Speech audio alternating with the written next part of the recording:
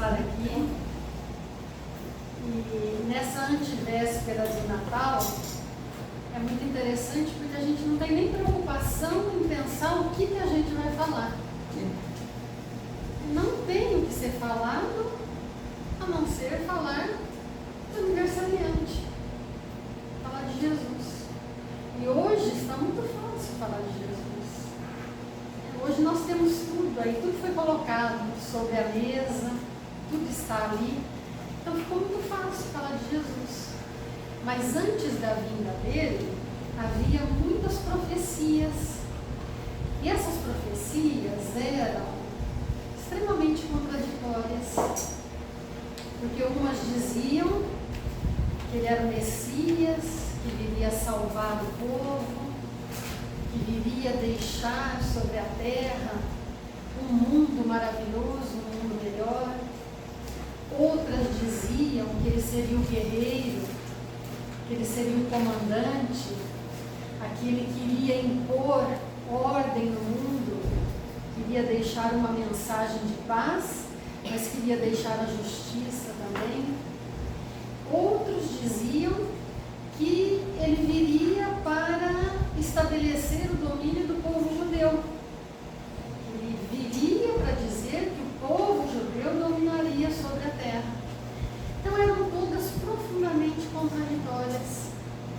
E aí, quando a gente se dirige à codificação espírita e aos livros espíritas, nós encontramos no livro chamado Mecanismos da Mediunidade, um livro psicografado por Francisco Cândido Xavier, da autoria de André Luiz, em que o espírito André Luiz, no livro, nos diz assim, livro Mecanismos da Mediunidade: pensamento sublime, penetrando o pensamento da humanidade.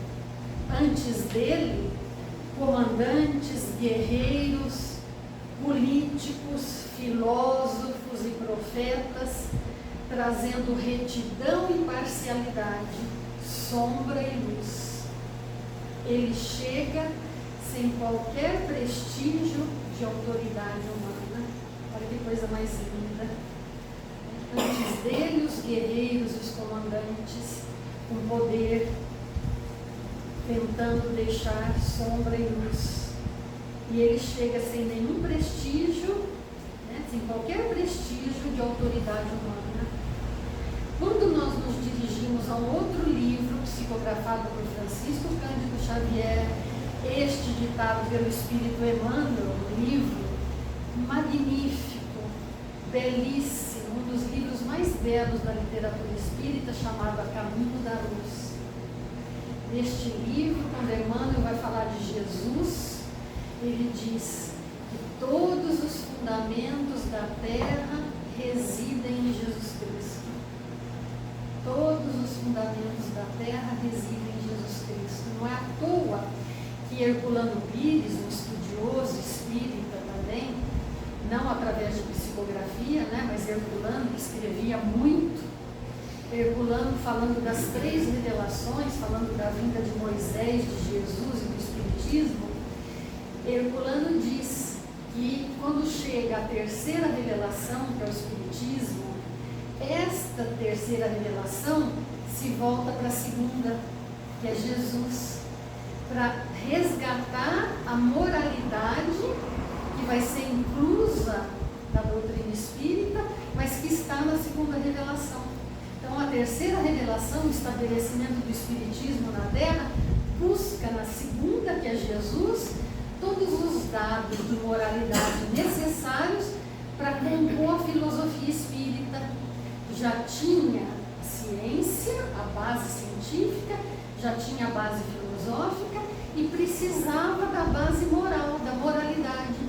E Allan Kardec, então, vai buscar na humanidade onde que ele encontraria essa base moral para então terminar a composição da filosofia espírita. E é na 2ª revelação, que é Jesus, no Evangelho, nos Evangelhos, que ele encontra aquilo de que a doutrina precisava para então ele fechar com um ensinamento moral. E Emmanuel, no livro A Caminho da Luz, vem dizer então que todos os fundamentos da terra residem em Jesus Cristo. E aí Emmanuel fala que a manjedoura foi o ponto inicial, ponto de partida desse ensino, mostrando a virtude por excelência, que é a humildade, que é a chave de todas as virtudes, fala Emmanuel. A manjedoura como ponto inicial, o objetivo da vinda de Jesus, qual que era? Diz Emmanuel, deixar um roteiro para a humanidade, deixar os pontos principais pelos quais nós deveríamos nos pautar para ter uma vida reta, uma vida digna, para encontrarmos a felicidade real. Esse foi o objetivo da vinda dele, a entrega de um código de fraternidade e de amor a todos os corações. A entrega do código de fraternidade. Então ele veio na simplicidade da manjedoura, que é a chave de todas as virtudes, para entregar o código de fraternidade. Mas para isso ele precisou de coadjuvantes. Ele não veio sozinho e não teria como. Ele precisou da ajuda de todo um grupo espiritual de elevadíssima categoria para ajudá-lo, a sua mãe, o seu pai, Zacarias e Isabel, João Batista, que foi o precursor, Simeão, e tantos outros, os discípulos que ali estiveram com ele, todo esse grupo de espíritos que o cercaram para ajudá-lo a deixar essa mensagem. André Luiz, no próprio livro Mecanismos da Mediunidade, olha que interessante, é nesse livro que André Luiz diz, André Luiz fala de médiuns preparadores, um núcleo de medianeiros para recepcionar o influxo mental de Jesus. Então foi necessário todo um grupo de medianeiros vir antes para receber esse influxo mental, a carga mental desse espírito elevadíssimo, que esteve na Terra para deixar esse roteiro, deixar essa bússola. Emmanuel diz, somente com o concurso daqueles mensageiros da Boa Nova, portadores da contribuição do fervor, da crença e da vida, poderia Jesus lançar na Terra os fundamentos da verdade inabalável.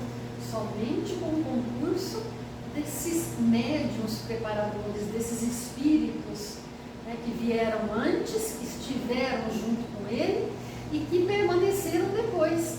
Ele pôde espalhar essa semente. Qual era a lição fundamental, os pontos fundamentais da lição? Os fundamentos eternos da verdade e do amor. Palavra, diz Emmanuel, que reunia todas as criaturas na mesma vibração de fraternidade e na mesma estrada luminosa do amor. Combate a violência pacificamente com a doutrina do esclarecimento, da tolerância e do perdão. É o que falava Jesus. Noções da vida imortal, isso foi fundamental, porque Jesus foi aquele que deu início à noção da vida imortal, com a palavra profunda, enérgica e misericordiosa, que já teria irmanado todos os povos, todas as religiões, se a impiedade dos homens não fizesse valer o peso na iniquidade da balança da redenção, diz Emmanuel.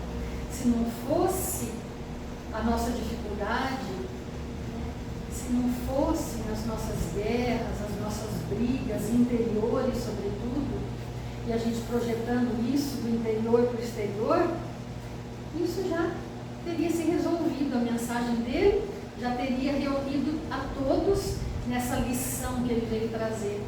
E aí Emmanuel termina dizendo qual foi a propaganda dessa vinda dele. Qual foi a propaganda deixada por essa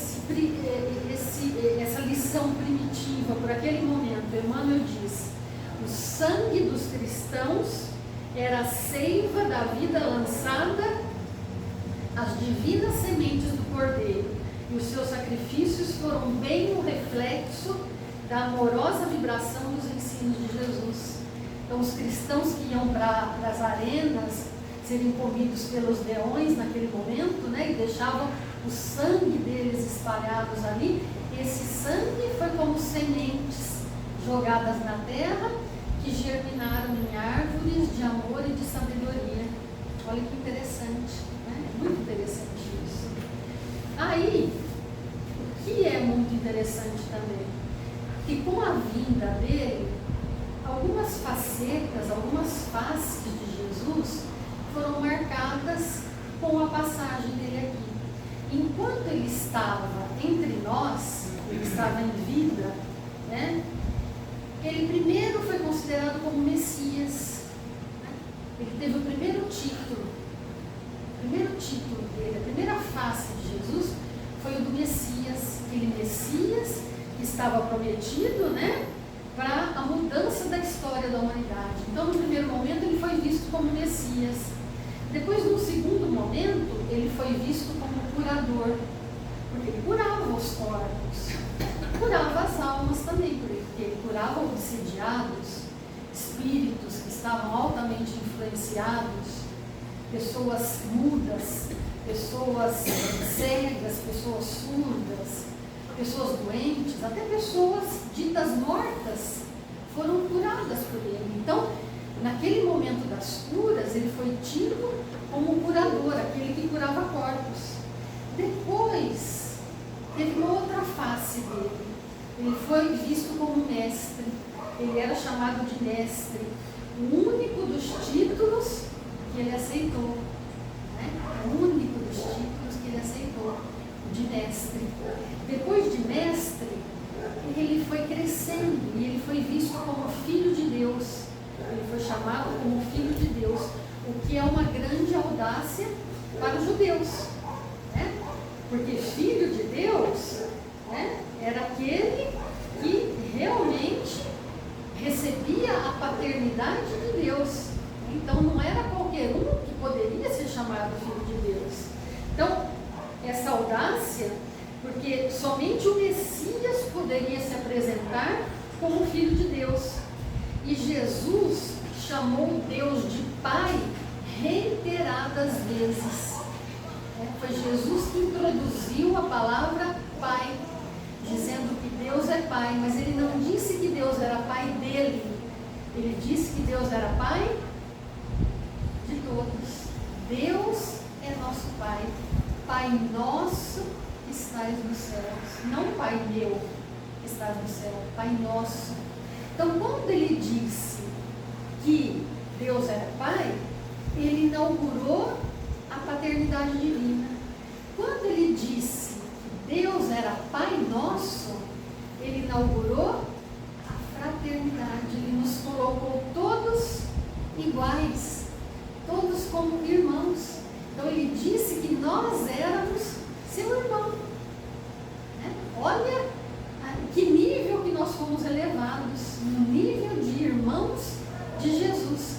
Isso para os judeus foi uma audácia, porque ele transformou todos em irmãos, o que o torna a primeira pessoa na terra que ensinou o conceito de fraternidade sem nenhuma distinção entre pessoas, negros, brancos, pobres, ricos, religiões as mais diversas. Ele foi o primeiro que inaugurou isso. Aí nós lembramos de Emmanuel no Caminho da Luz, quando Emmanuel diz, né, que ele veio trazer um código inaugurando o momento da fraternidade. Isso concorda com o que Emmanuel disse, que ele veio trazer o código da fraternidade. Ele veio dizer que nós somos todos iguais, todos filhos de um mesmo Pai. E aqui ele foi guindado, então, a essa ideia, a essa face de filho de Deus. Depois dessa face, ele foi chamado de Senhor. A partir de um determinado momento, começaram a chamá-lo de Senhor. Porque diziam para ele: Senhor, o que queres que eu faça? Não era assim? Então ele foi guindado ao status de Senhor. Aí, ele é crucificado, ele volta para o mundo espiritual. E ele continua recebendo os seus títulos no mundo espiritual. Após a sua morte, o que acontece com ele? ele recebe o título de Deus. Então, ele deixa de ser o Messias, o curador, ele deixa de ser o Mestre, o Filho de Deus, o Senhor, ele passa a ser o próprio Deus depois da sua morte. Todos esses atributos ficaram muito pequenos, porque agora ele era Deus. E até hoje, para muitos, ele é o próprio Deus. Jesus e Deus são uma figura única. Ele foi guindado a esse patamar, ele era o próprio Deus. Interessante que nesse momento que ele é guindado, ele é levado a esse patamar supremo de Deus, é o momento em que as escrituras, os evangelhos, Mateus, Marcos, Lucas e João, e outros evangelhos que existiam à época, são retirados da humanidade. O homem comum não podia ler. Quem podia ler? O sacerdote. O sacerdote lia o texto evangélico e falava para as pessoas. Então, por exemplo, eu não podia jamais naquela época dizer assim, eu li e interpretei assim, penso que é assim. Não. Alguém interpretava e falava para nós, falava para o povo, porque nós não tínhamos acesso a isso, nós não tínhamos acesso ao texto. Quando ele foi guindado a essa ideia de que ele era o próprio Deus. E isso durou durante muito tempo. Muito tempo durou isso. Até que, em 1450, um homem chamado Gutenberg resolve criar a prensa alemã e resolve, como primeiro livro, trazer a Bíblia. Isso demorou 5 anos, de 1450 a 1455, para ele, ali naquele trabalho de formiguinha, letra por letra. Imaginem só, 5 anos para trazer aqueles ensinos. Quando ele faz isso e executa, acabou o mistério. De uma maneira geral, o povo tem acesso àquela escritura. E depois disso, muito mais. Porque quando Lutero resolve traduzir para o alemão a Bíblia e dar na mão do povo, aí pronto, acabou o mistério. Ficou fácil. Aí cada um poderia analisar do jeito que quisesse esses ensinos. Acabou o mistério. Ali começou a análise de tudo isso, daquilo que aquele que era considerado como Deus havia dito. Mas depois disso, ele ser elevado na posição de Deus, houve uma outra face dele na Idade Média, que foi a face de tirano. Por quê? Porque em nome dele as matanças foram muito grandes. Começou-se a matar em nome de Jesus, em nome de Deus. Houve muita morte. E o que aconteceu? Quando ele determina, segundo a crença, Jesus, Deus determina a matança nas fogueiras, pela espada, as torturas, os calabouços, coisas horríveis que aconteceram, em nome da religião, muitos foram mortos e torturados, foram esquecidos em calabouços, morreram à míngua, tudo em nome dele. Isso fez com que as pessoas recuassem do entendimento desse evangelho. Ele se torna um tirano, porque em nome dele muitas mortes foram realizadas. E aí passou-se a não compreender por quê. Por que Deus, o soberano, porque Jesus, o seu filho, escolhiam aqueles que iam morrer. E por conta disso, então, perdeu-se, muita gente perdeu a crença. Por isso que hoje em dia, inclusive na Europa, as pessoas vivem um materialismo cego. As pessoas perderam totalmente a crença. Lembram-se da noite de São Bartolomeu, em agosto de 1572, quando foi decretada a morte cristãos e protestantes morreram dos dois lados, mas foi decretada a morte, sei lá eu de quantas mil pessoas, em nome da igreja, em nome de Jesus, né, em nome de Deus. E isso foi esfriando a crença, né, sobretudo na Europa, onde o materialismo foi contaminado, né, onde as pessoas foram perdendo a fé, foi acabando aquela vontade de acreditar. Um movimento muito amargo de negação foi nascendo na humanidade, né, e resiste até hoje esse movimento de negação. E agora, nesse processo transitório, nesse processo de mudança, em que a gente vê tantas coisas no mundo, a gente vê esse processo de negação, essa perda do endereço de Deus.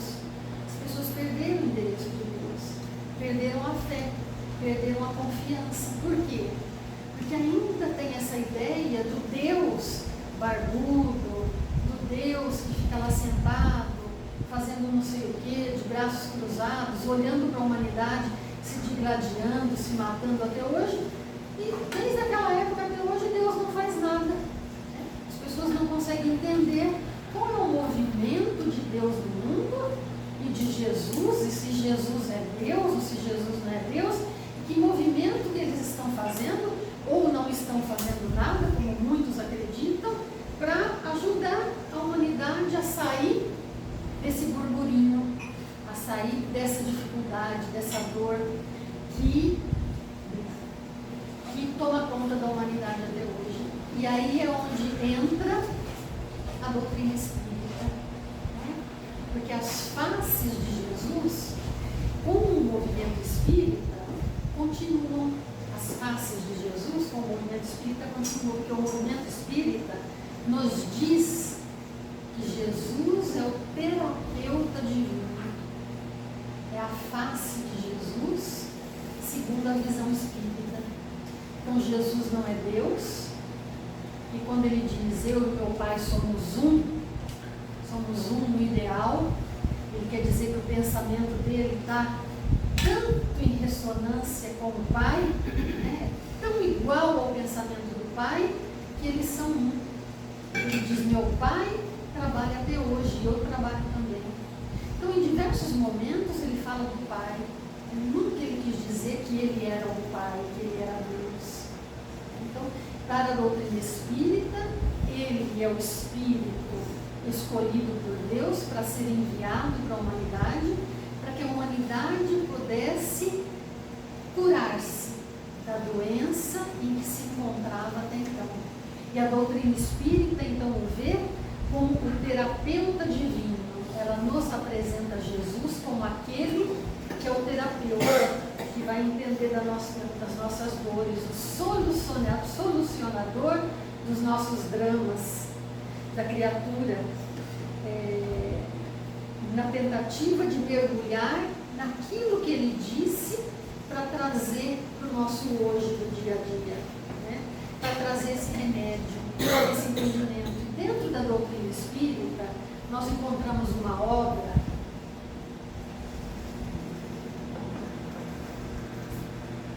de 1989, psicografada por Divaldo Pereira Franco, médium baiano, trazida por Joana de Ângeles, que é o livro que inicia a série psicológica chamada Jesus e a Atualidade. Então ela começa a série psicológica dela, que é uma série que, se eu não me engano, são 16 livros. Ela começa com Jesus e a Atualidade, primeiro livro, em que nesse livro ela vai falar justamente daquilo que é necessário para que esse terapeuta divino possa curar nossas almas. Então ela vai falar de problemas como a depressão, como a ansiedade, como o desamor. Ela vai falar do abandono, da falta do perdão, do medo. Ela vai falar da violência. Ela vai falar de todo esse clima que pesa na humanidade. E ela vai, em cada um desses temas, ela vai trazer um antídoto. Qual é o antídoto para tudo isso? Para a dor, para a perda do ente querido, para a depressão que às vezes nos assola, para a rotina. continuada das nossas vidas, que muitas vezes toma conta do nosso coração, para essa dor que às vezes, essa infelicidade que às vezes está dentro do coração, e às vezes a gente não tem nem resposta para isso, não sabe nem porquê. Fala assim, eu estou triste, eu estou em momentos de dificuldade, mas eu não sei porquê, não existe um motivo aparente para isso, e a tristeza está presente ali. Outras vezes nós sabemos, são problemas familiares, é a perda de entes queridos, é uma doença, são problemas conjugais, são problemas de toda ordem, profissionais, e a gente às vezes passa por essa dor, por esse desamor, por essa dificuldade. Ela trata tudo isso no livro e ela vem falar que o antídoto para tudo isso é amar a vida, ser mais fraterno, ser mais humano, né? Amar as pessoas no sentido de encontrar nas pessoas irmãos e tentar entender a dificuldade do próximo. A cura real é aquela cura que vê no outro, muitas vezes uma pessoa doente, necessitada da comiseração, necessitada da oração, e não a raiva que a gente envia para o outro pela atitude dele, pela maneira dele falar, pela maneira dele agir. Então, ela diz tudo isso, né, que Jesus veio trazer a chave psicológica para o entendimento do outro. Daí ele ser tratado na doutrina espírita como o terapeuta divino. Mas ele é tratado na doutrina espírita também, além de terapeuta divino, como o governador planetário. Ele é o governador planetário. O que é o governador planetário? É aquele que Deus enviou para deixar o código, como disse Emmanuel. Deus o enviou para deixar esse código de fraternidade. E Emmanuel, nesse livro, A Caminho da Luz, nos conta que muitos e muitos séculos antes da vinda dele, e mais de 4.500.000 anos, ele, junto com o grupo crístico, já havia se reunido para comandar a formação do globo, a formação da Terra. Muito tempo antes. Ele já estava na direção da formação do nosso planeta. E ele, lá naquele momento, ele já era. Ele já era o Espírito Crístico. Então a gente não tem dimensão de quem é esse Espírito que nós chamamos Jesus hoje. Né? Nós sabemos que é um Espírito evoluído, o Espírito mais evoluído que pisou sobre a Terra. A gente, pelos ensinamentos, a gente vê que são ensinos maravilhosos. Mas a gente não tem dimensão da grandeza desse Espírito que antes da formação da Terra ele já era. Ele já era um Espírito Crístico. E que foi nos enviado por Deus para deixar esse código. Ou seja, Deus não disse assim, por exemplo, eu vou enviar alguém que tem uma certa estatura espiritual, que pode deixar os ensinamentos, os códigos divinos ali para vocês, que teria condições de deixar alguma coisa. Não. Deus envia um espírito de uma carga evolutiva, de uma evolução tão grandiosa para deixar esse código de fraternidade, que a gente não tem estatura espiritual para entender ainda o que é esse governador planetário. O que esse governador planetário fez para nós, que além de ser o terapeuta das almas, ele é o governador do planeta, ele é o cuidador da Terra, ele está cuidando de todos nós. Que mais? Pedindo que nós aceitemos essa proposta divina, essa proposta de mudança, para que a gente consiga entender um pouco melhor aquilo que o planeta está pedindo para nós. Os Espíritos nos dizem que com a vinda de Jesus foi inaugurada a era da fraternidade, foi inaugurada a era do entendimento entre as criaturas. Nós não conseguimos compreender muito bem isso ainda, mas foi inaugurada no momento da vinda de Jesus. E Os espíritos dizem que foi tão forte a palavra dele, um fluxo mental tão forte, que a gente vê lá na lição do livro do Evangelho segundo o Espiritismo, na lição A Lei de Amor, uma mensagem de Lázaro, em que ele diz o seguinte, uma mensagem chamada A Lei de Amor, belíssima, em que ele diz assim, literalmente, uma frase muito linda.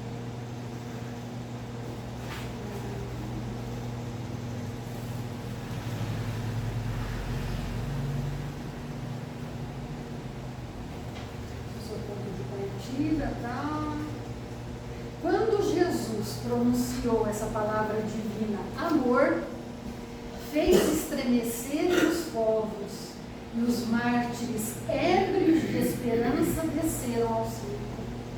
Eu acho essa frase lapidar. Quando ele falou, quando ele pronunciou a palavra amor, as pessoas ficaram ébrias de esperança. Aquilo fez nascer no coração das pessoas a esperança. E as pessoas se atiraram ao circo ali para deixar o corpo físico, para se abandonar aquilo e seguir essa lei de amor. Quer dizer, ficaram ébrios de esperança, ficaram tão maravilhados com aquilo, com aquela mensagem, aquele influxo mental tocou tanto aqueles corações, né, que eles foram tranquilamente para o circo, se entregaram facilmente àquilo. Né? É muito interessante isso. Tanto é interessante que os espíritos dizem que o influxo mental de Jesus foi tanto que ele fez criar a esperança nos corações dos escravos, que até os escravos, que naquela época não significavam nada, não era uma pessoa, não era gente, não era nada, era pior do que animal. Até os escravos naquela época se permitiram ter esperança, esperaram alguma coisa, de tal maneira que era um influxo mental. As pessoas se reuniam nas catacumbas e os romanos encontravam o local onde eles se reuniam e os prendiam. O que acontecia com esses cristãos primitivos? Eles continuavam se encontrando. E os romanos iam lá, prendiam-os, né, levavam eles ali para o circo para serem alimentados, para serem alimento dos leões, e eles continuavam se encontrando nas catacumbas, sendo pegos pelos romanos. Eu acredito que eu devia estar lá nessa época. Né? E na primeira vez que os romanos entraram lá, se é que eu fui alguma vez, eu nunca mais voltei. Eu fiquei morta de medo, eu nunca mais voltei, isso é certeza. Né? Mas os cristãos, né, envolvidos, ébrios pela palavra esperança, nesse influxo mental, não pensavam nisso, se reuniam ali e eram mortos em grande quantidade, mas não se preocupavam, que a esperança era superior a isso. Então é muito interessante isso. É muito interessante porque até então, na sociedade judia, o que era imprescindível para ser abençoado por Deus eram 4 coisas principais: ser rico para os judeus, ser rico, ser próspero, né? Ser longevo, ter uma longa vida, né? E ser saudável. Se eles tivessem esses 4 aspectos, eles eram abençoados por Deus. Se eles fossem ricos, a riqueza era importante, ser próspero em todos os sentidos, né? Em todos os locais em que se fosse. Né? Ser uma pessoa que era reconhecida por todos, ser longevo, ter uma vida longa, né? Ser saudável, ter saúde. Isso era ser abençoado por Deus. Quando os judeus ficam 400 anos sem profeta e Jesus chega, Jesus derruba por terra tudo isso, porque Jesus diz: bem-aventurados serão os pobres de espírito, esses serão os bem-aventurados, esses serão os queridinhos de Deus, os pobres de espírito. e ele escandaliza o povo daquela época com essa fala, né? Ele escandalizou todo mundo quando ele disse que bem-aventurados eram os pobres de espírito. Só que, para ser abençoado por Deus, não bastava só ser pobre de espírito. 4 itens eram importantes ser analisados na época. Pobre de espírito deveria amar os inimigos, bendizer os que maldizem, os que nos maldizem, fazer o bem aos que nos odeiam e orar pelos que nos perseguem e caluniam. Esses 4 itens contrapunham os 4 itens dos judeus. Então, ser rico, ser próspero, ser longevo, e ter saúde, caía por terra. O importante era amar os inimigos, bendizer os que nos maldizem, fazer o bem aos que nos fazem mal, nos odeiam e orar pelos que nos perseguem e caluniam. Esses, sim, seriam os queridinhos de Deus.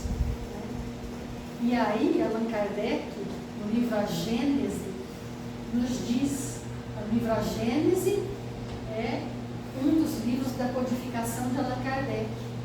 Nós temos o livro dos Espíritos, nós temos o livro dos Médiuns, nós temos o livro Céu e Inferno, antes do Céu e Inferno, livro dos Espíritos, livro dos Médiuns, Evangelho, segundo o Espiritismo, Céu e Inferno e a Gênese, que é o 5º livro. Nesse livro, a Gênese, Allan Kardec diz uma frase lapidar. Ele diz assim: o maior dos milagres de Jesus, qual é? O maior dos milagres de Jesus, porque no segundo momento ele foi chamado de curador. Ele era aquele que curava corpos. E muitas vezes ele curou almas também. De todos esses milagres realizados por ele, qual foi o maior de todos? Será que foi ressuscitar Lázaro? Será que foi trazer mulheres como Maria Madalena, que estavam no vício, para dentro de uma vida sã, de uma vida correta? Allan Kardec diz que não. O maior dos milagres de Jesus, aquele que atesta verdadeiramente a sua superioridade moral, foi a revolução que os seus ensinamentos deixaram na humanidade, apesar da exiguidade, da dificuldade de disseminação dos ensinamentos na época. A revolução que os ensinos causaram na humanidade. Esse foi o maior dos milagres de Jesus. Não foi nenhuma cura de corpo físico, nem nada. Foi a revolução que os ensinamentos causaram. Daí Emmanuel dizer que o objetivo da vinda dele não foi curar corpos físicos, o objetivo da vinda foi curar o espírito. Porque o corpo físico é perecível, esse vai acabar. Ele veio para curar espírito, para trazer essa mensagem. E aí, nós encontramos no Livro dos Espíritos a magnífica questão 625, quando Allan Kardec pergunta aos espíritos: qual é o tipo mais perfeito que Deus ofereceu ao homem para lhe servir de guia e modelo? Qual o tipo mais perfeito que passou pela terra, que Deus deu para nós, que é o nosso modelo e o nosso guia? A resposta mais curta do Livro dos Espíritos, né? 2 palavras: vede Jesus. Vede Jesus. É o que os Espíritos respondem. Aí tem uma observação de Allan Kardec que é belíssima. Ele diz assim: Jesus é para o homem o modelo da perfeição moral que a humanidade pode pretender sobre a terra. Ele é o modelo no qual a gente deve se pautar. Deus nos oferece como o mais perfeito modelo, e a doutrina que ensinou é a mais pura expressão da sua lei, porque ele estava animado do Espírito Divino. Olha que coisa linda! Ele estava animado do Espírito Divino. quem foi o ser mais puro que apareceu sobre a terra. O ser mais puro que apareceu sobre a terra. Jesus. Não tem outro. Ele é o nosso modelo. E aí, quando a gente olha no livro espírita, os espíritos não nos deixaram nada, nem um símbolo, não há dogma, não há alguma coisa sobre a qual, ou em frente de qual, a gente deva olhar e se ajoelhar. O espiritismo não tem nada disso, não existem dogmas.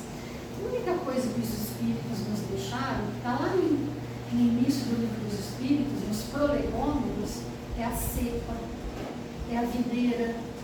A gente vê ali a imagem da videira, a gente vê a uva. O que a uva representa para nós? A uva ela é muito interessante porque ela não é como a maçã, que é sozinha, não é como o abacate, não é como a pera. A uva ela é todo um cacho, ela é todo um conjunto, né? Que está ali toda uma na outra juntinha. E a gente pode pensar numa análise que isso representa também a família, esse sentido de fraternidade, esse sentido de universalidade da lei divina. Nós somos todos irmãos no universo, somos todos filhos de Deus. Se Deus é o dono do universo, como diz Joana de Ângeles, nós somos o herdeiro do universo, nós somos os filhos do dono do universo. Se nós somos os filhos do dono, nós somos os herdeiros de Joana de Ângeles. Então, cada um de nós individualmente somos importantíssimos na lei divina. Para Deus, todos nós somos importantes. E nós somos como um cacho de uva, colocados todos do ladinho um do outro, na necessidade de nascer em família, de estarmos juntos naquela família, naquele momento, para religar os laços, para esquecimento das ofensas, para a superação das dores, né? Porque as dores fazem parte da nossa vida. O cacho de uva ele tem o formato de um coraçãozinho, mais ou menos, né? E a uva, para ela ser transformada em vinho, o que acontece? Ela tem que ser pisada, ela tem que ser esmagada, ela tem que ser sofrida, né? Você tem que pisar, você tem que esmagar para que ela libere o licor necessário. E esse licor, vinho, ele é o símbolo do quê? Ele simboliza a felicidade. O vinho simboliza a alegria. O vinho simboliza a felicidade. Então, nas nossas relações dentro do lar, na família, muitas vezes a gente se sente pisoteado, a gente se sente esmagado, dolorido, sofrido. Mas é nesse esmagamento, é nessa dor que a gente vai liberar o líquido, que a gente vai liberar aquilo de melhor que a gente tem lá dentro, que vai nos transformar nesse vinho, que é o vinho capitoso, que é o vinho que alimenta, que é o vinho que sacia, que é o vinho que traz alegria. Então é a mensagem de Jesus. A mensagem de Jesus é a mensagem do vinho. Não foi um dos primeiros milagres dele transformar a água em vinho? E disseram depois, né? Como que acontecia aquilo que eles haviam deixado o melhor vinho para o final? Era aquele vinho que ele havia transformado. Porque ele representa o vinho que sacia. Ele representa a felicidade. Então, como terapeuta divino, como governador do planeta, ele veio para deixar essa lição imorredora para que dentro dos lares, em primeiro lugar, junto com os nossos, depois no ambiente profissional, na rua, no nosso dia a dia, a gente possa, com o vinho, ter essa alegria de viver, essa alegria de querer ser feliz, de querer construir, sabendo que a nossa vida, ela se divide em muitas encarnações. A vida do espírito é uma, mas o espírito veste esse corpo, essa roupagem para aquisição de conhecimento em vários momentos. E isso não vai evitar que as dores venham para a nossa previsão. Então que nós possamos ter um Natal de paz, de alegria,